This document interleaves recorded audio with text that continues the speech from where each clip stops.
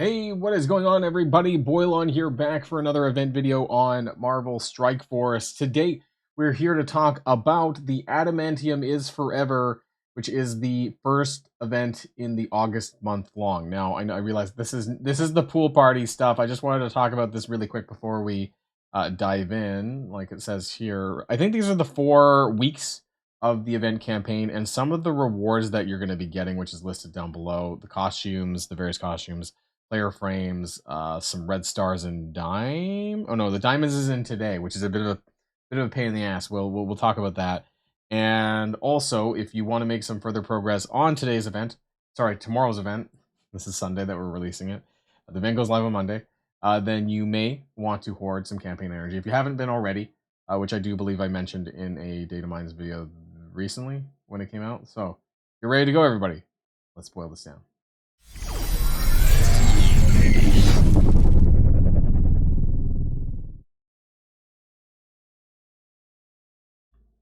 Okay, so Adamantium is Forever. Also, we have the August month-long starting. We already covered what's in it. You can check it up on the blog as far as the August. It's mostly related to this whole August is like basically, the Deadpool movie, which I will be seeing on Thursday. I have tickets for that. And, it's all to do with this over the next month. So it's this kind of the Deadpool movie tie-in, it seems, for the month of August, rewarding Deadpool and Wolverine related stuff, some player frames, and other things like that.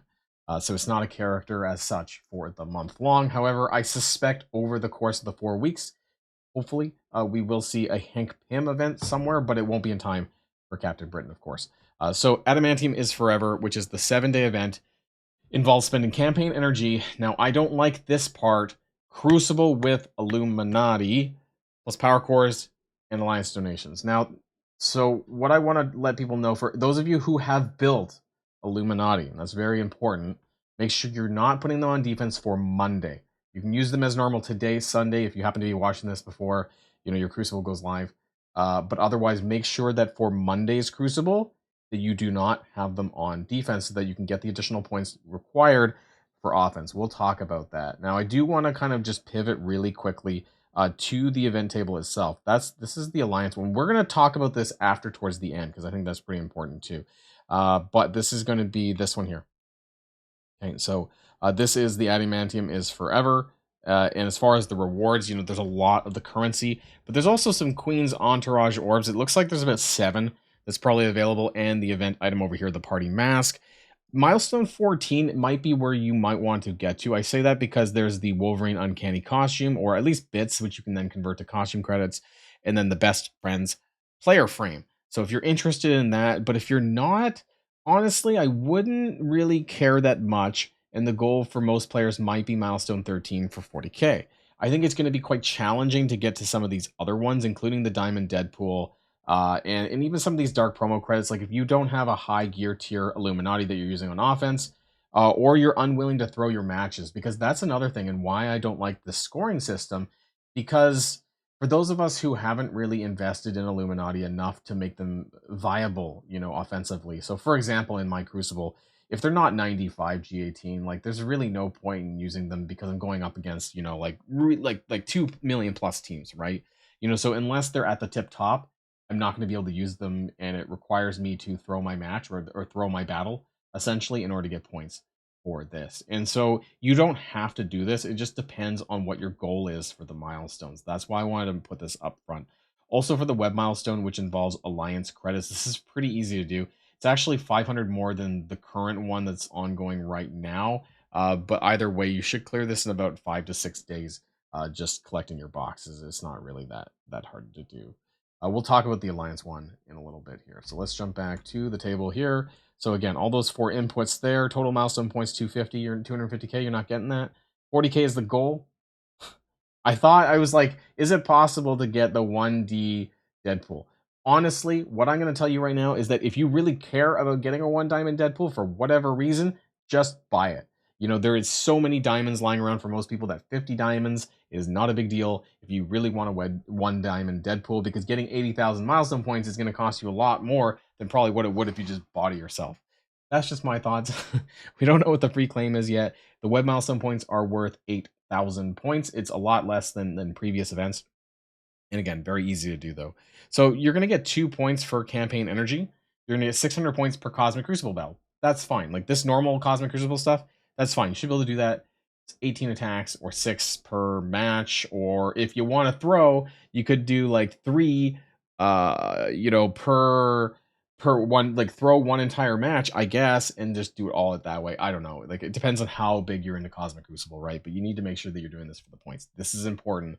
Otherwise, you're not going to get to the event item. Now, I put this in orange. So you're going to get additional points for using Illuminati in Cosmic Crucible. This is essentially 3 full team attacks. So 2,000 would be 5 characters, and then 6 times 3, right? 3 matches. So I have all 5 of the characters now. You also may not, right? And so Hank Pym hasn't had his free-to-play event. I'm lucky. I unlocked Hank Pym.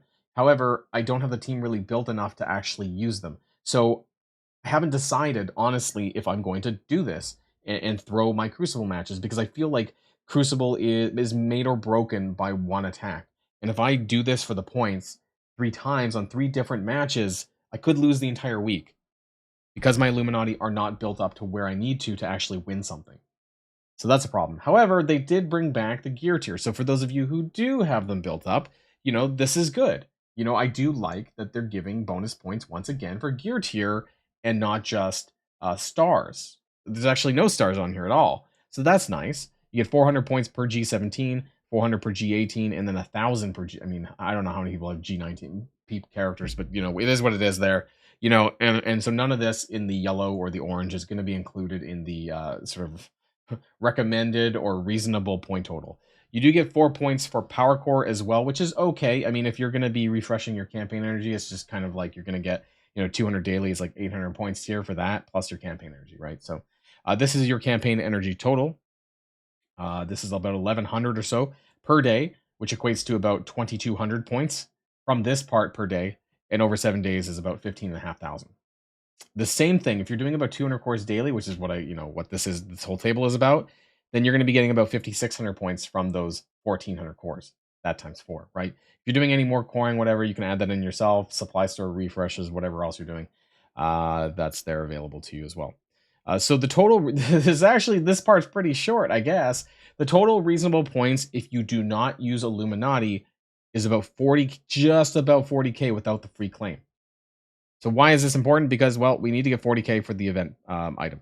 Now, if you want to get to 50k, because I'm pretty sure 50k is for milestone 14 for the best friends player frame and the Wolverine costume. This one's a little bit more challenging to do.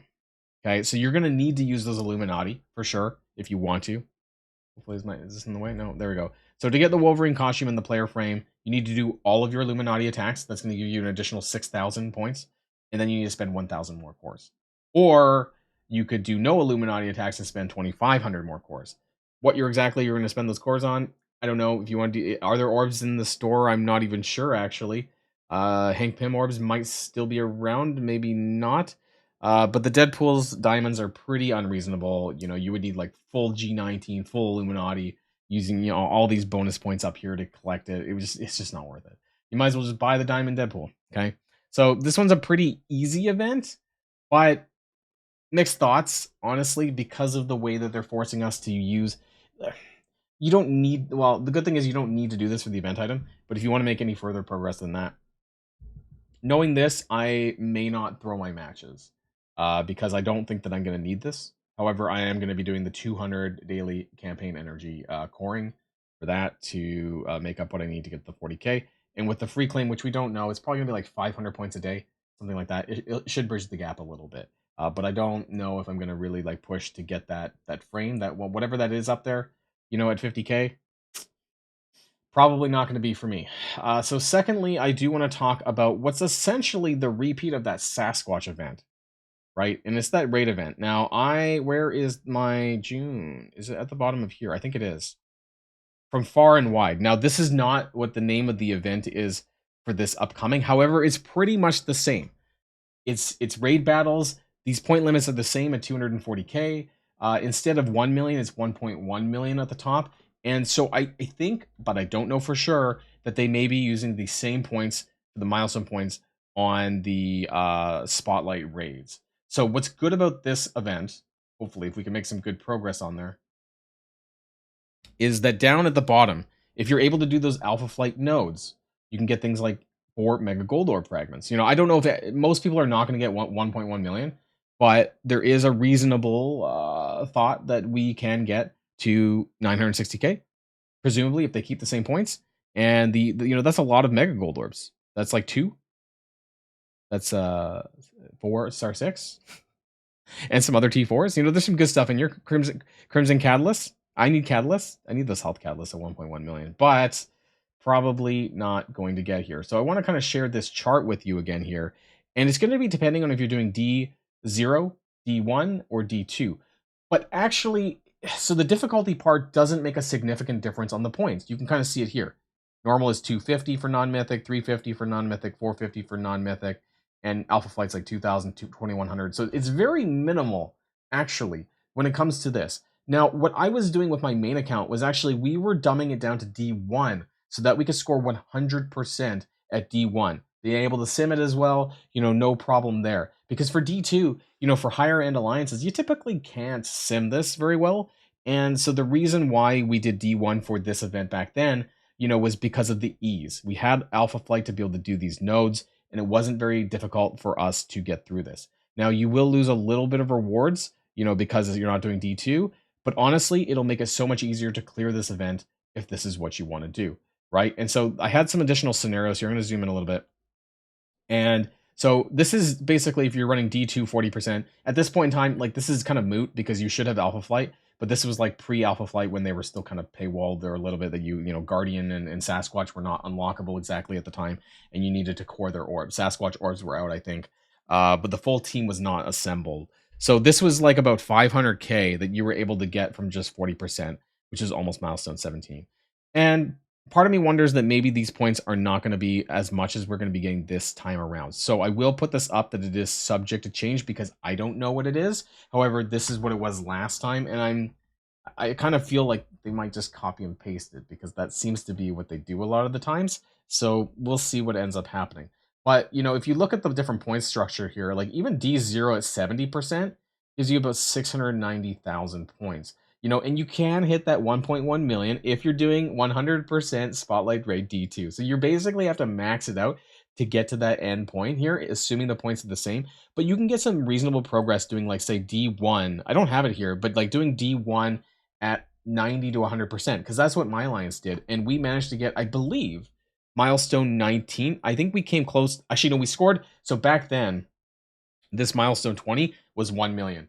And I'll tell you that my alliance did actually get this. That was just running difficulty 1. So you're not going to be able to get this doing difficulty 1 if the points remain the same because it's a bit higher now. But you very well could be getting milestone 19, which is honestly what I want. I would love those Crimson Health Catalysts, honestly. It's such a big crunch for me. That's a separate video.